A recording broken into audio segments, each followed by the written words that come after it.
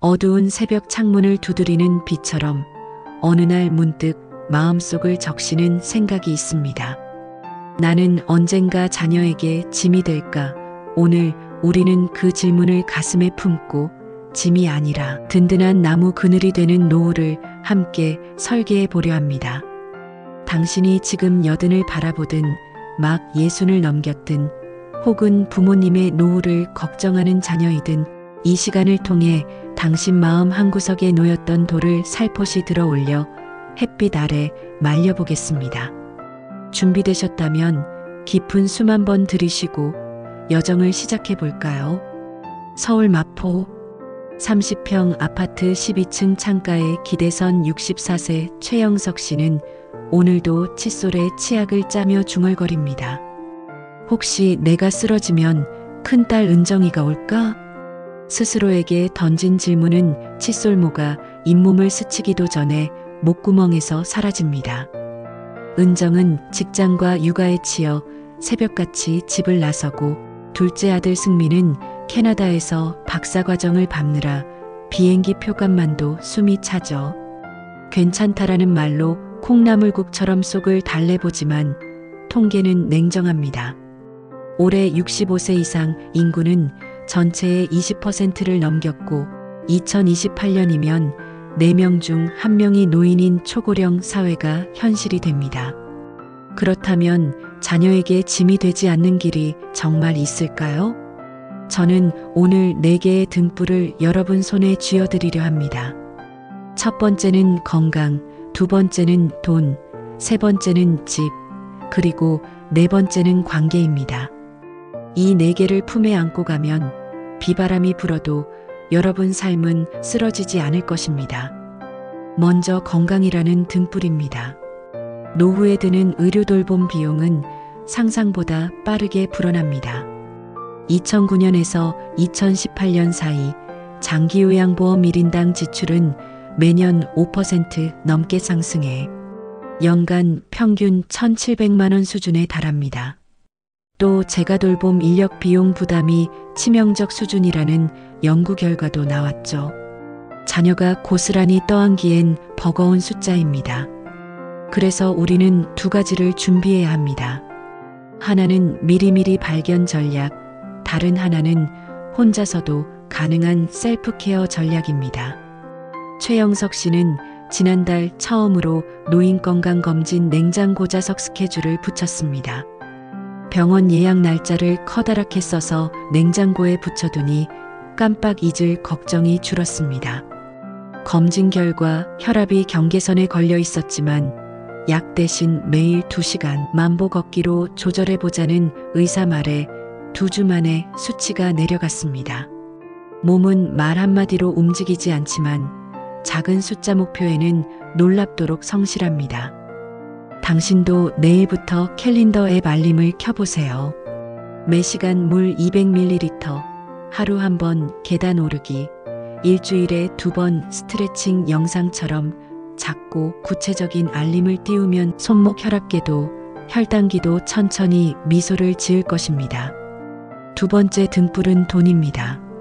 한국 노인의 평균 국민연금 수령액은 월 60만 원 안팎, 전기료 관리비 식비만 합쳐도 훌쩍 넘습니다. 해결책은 소득원 다각화와 지출 절제라는 양날의 검을 동시에 드는 것입니다. 먼저 소득. 요즘 60대가 가장 많이 택하는 부업 1순위가 경험형 N잡입니다. 회계 30년 경력자는 작은 경로당에서 세금 안 내는 영수증 관리법을 강의해 시간당 5만 원을 벌고, 운전을 좋아하는 70세는 마을버스 안전운전 교육교관으로 섰습니다. 중요한 것은 체력 싸움이 아닌 지식과 경험 싸움으로 가는 것입니다. 모든 강의는 15분 분량씩 녹화해 온라인 클래스로도 판매해보세요. 카메라 너머 수강생 1명만 있어도 영상은 24시간 당신 대신 일해줍니다.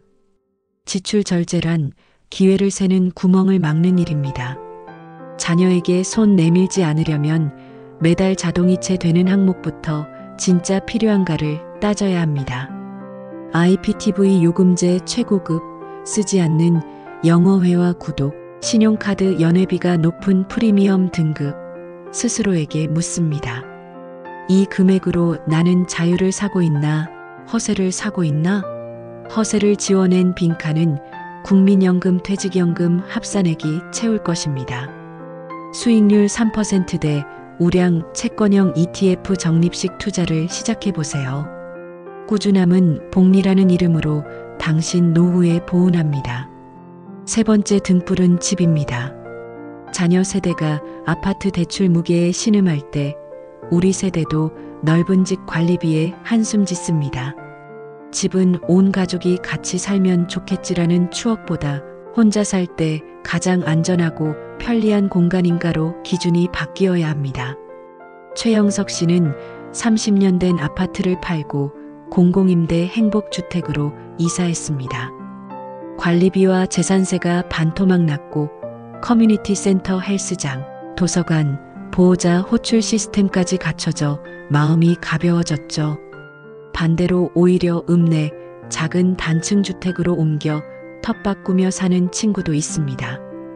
핵심은 내 상황에 맞춘 다운사이징입니다.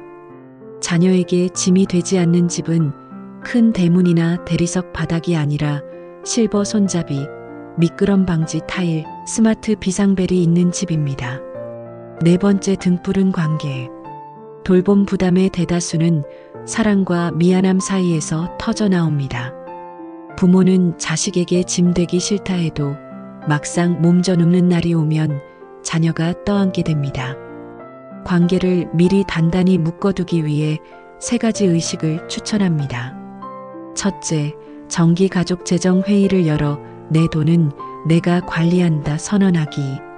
계좌 비밀번호까지 공유하되 사용 권한은 공유하지 않는 방식으로 투명성을 높입니다.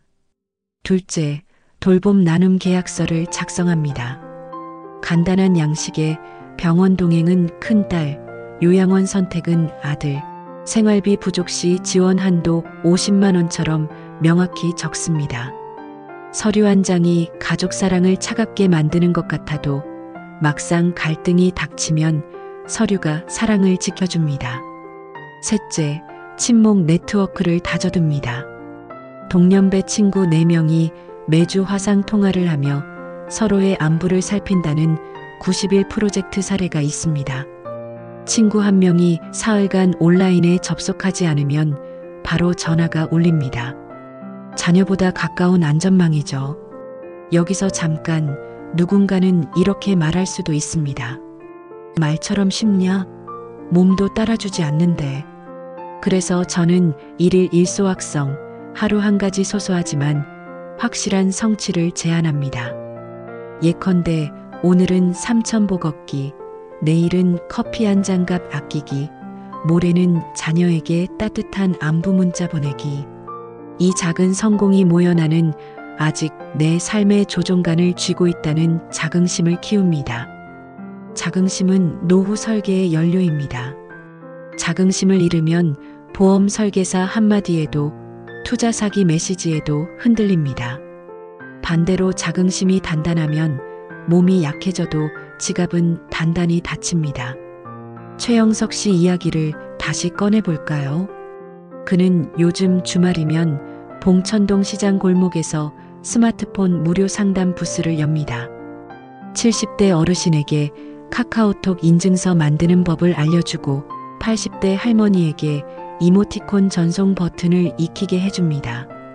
때론 젊은 상인들에게 이자 높은 통장 알아? 라 묻기도 합니다.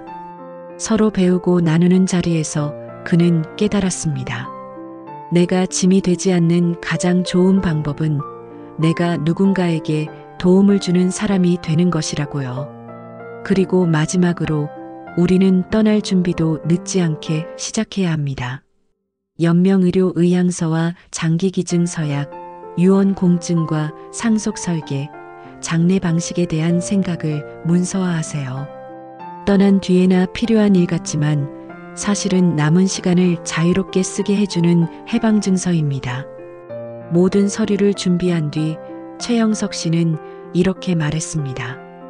이제 마음 놓고 커피 맛을 음미할 수 있어. 마음 밖 번거로움을 정리해 놓으니 마음 안 여백이 늘어난 겁니다. 오늘 우리는 4개의 등불을 들고 길을 걸어보았습니다. 건강을 돌보는 작은 루틴, 지갑을 살리는 냉정한 숫자, 몸에 맞는 집 한 칸, 그리고 사랑을 지켜줄 투명한 약속. 이 4개가 손에 들려 있다면 자녀 어깨에 얹힐 짐은 깃털처럼 가벼워집니다. 그리고 언젠가 자녀가 엄마 아빠 덕분에 내 삶이 단단해졌어요 라고 말할 때 당신은 미소 지으며 대답하겠죠. 나도 내 인생을 잘 돌봤단다. 창밖에 해가 지고 있습니다. 어둠이 찾아오면 불을 밝히면 됩니다. 지금 손에 든 4개의 등불이 바로 그 불씨입니다. 오늘 이 이야기가 여러분 마음 어딘가에서 작은 불꽃이 되어 자녀에게 짐이 되지 않는 든든한 나무로 자라기를 바라며 오늘의 여정을 마칩니다. 감사합니다.